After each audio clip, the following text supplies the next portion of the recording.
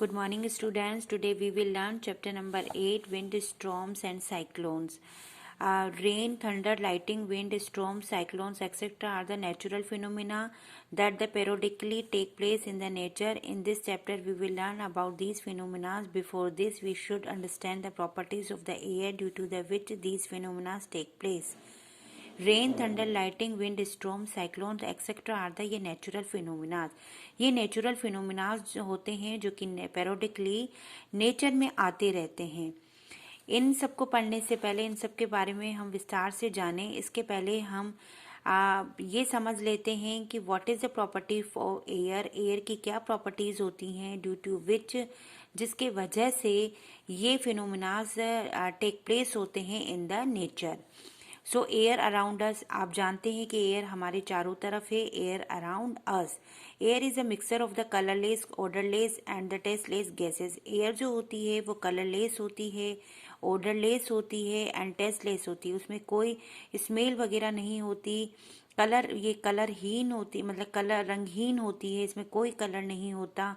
And tasteless, और ये tasteless भी होती है। The layer of air surrounding the earth is called the atmosphere. आप ये फोर्थ, फिफ्थ, सिक्स क्लास में पढ़ते हुए आ रहे हैं कि the layer of the air surrounding the earth is called the atmosphere. Atmosphere कहा जाता है। Okay, air extract pressure, air जो होती है वो प्रेशर देती है on the earth equal to the weight of air acting on the per unit area. The pressure extracted by the air present in the atmosphere is called the atmospheric pressure. अब आपको पता है कि air जो होती है वो क्या करती है, प्रेशर देती है।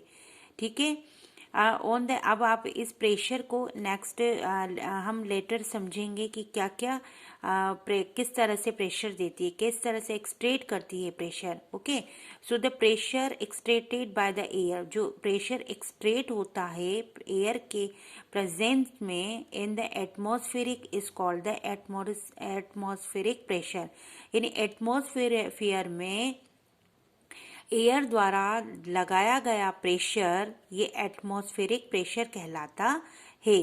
There are the two important properties of the air which are the given below. यहाँ पर दो प्रॉपर्टीज हैं, दो गुण होते हैं एयर के जो कि दिए हुए हैं। First one, air extract pressure.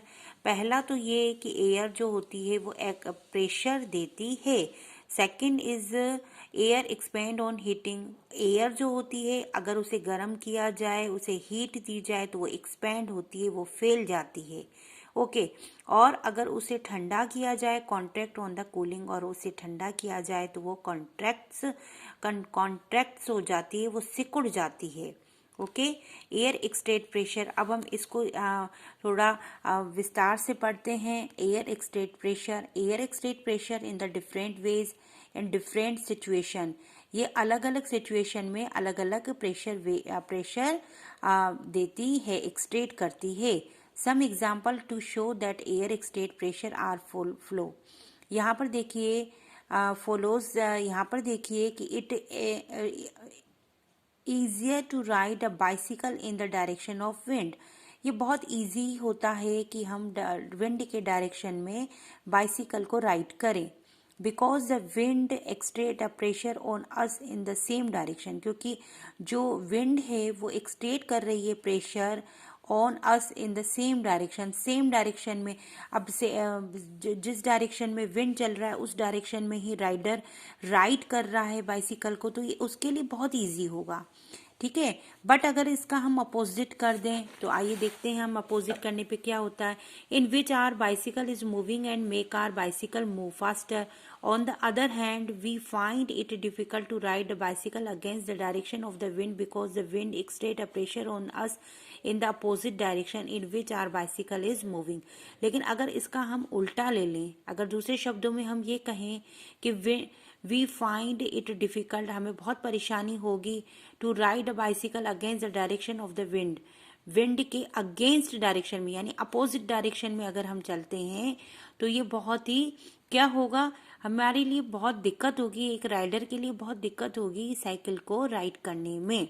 Okay, similarly it is easier to row the sail boat. इसी तरह से अगर दूसरा एग्जाम्पल लें तो इसमें ये बहुत आसान होता है एक सेल करना बोट को in the direction of the wind, wind के डायरेक्शन में बोट को सेल करना।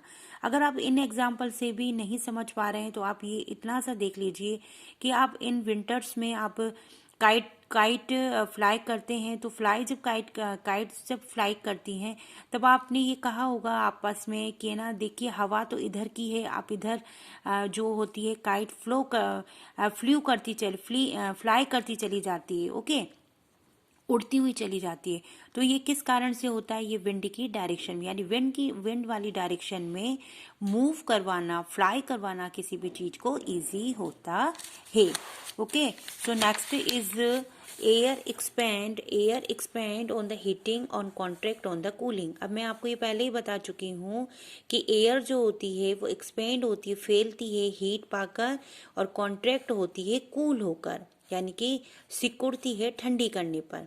Okay, so yes, next is, यहाँ पर देखिए अगर हम इसको एग्जाम्पल के तौर पे लें तो देखिए अगर आप एक टेस्ट ट्यूब लेते हैं, बॉइलिंग टेस्ट ट्यूब लेते हैं, मैं एक्टिविटी आपको बता रही हूँ कि अगर आप बॉइलिंग टेस्ट ट्यूब लेते हैं और उसके ऊपर बलून लगा देते हैं इस तरह से, और उसे स्टिकिंग टाइप से स्टिक कर देते हैं, और आप इसे 2 बीकर्स में, फर्स्ट बीकर में आप हॉट वाटर लेते हैं, सेकंड बीकर में आप आइस कोल्ड वाटर लेते हैं, यानी बिल्कुल ठंडा पानी लेते हैं, और इस टेस्ट ट्यूब को अगर आप इसमें डालते हैं तो आपको पता है कि टेस्ट ट्यूब के अंदर क्या है? हवा होती है, एयर होती है। तो इस एयर को जैसे ही आपने इसको हॉट वाटर में दिया तो हॉट वाटर से एयर जो होगी वो एक्सपेंड होगी, और एक्सपेंड होकर ये कहाँ चली जाएगी? यहाँ चली जाएगी, और ये बलून जो होगा वो इन्फ्लेटेड हो जाएगा। ओके, बलून गेट्स इन्फ्लेटेड, क्योंकि यहाँ वाली जो एयर थी वो हॉट होकर क्या हो गई? एक्सपेंड हो गई, और इससे बलून को इसने इन्फ्लेटेड कर दिया।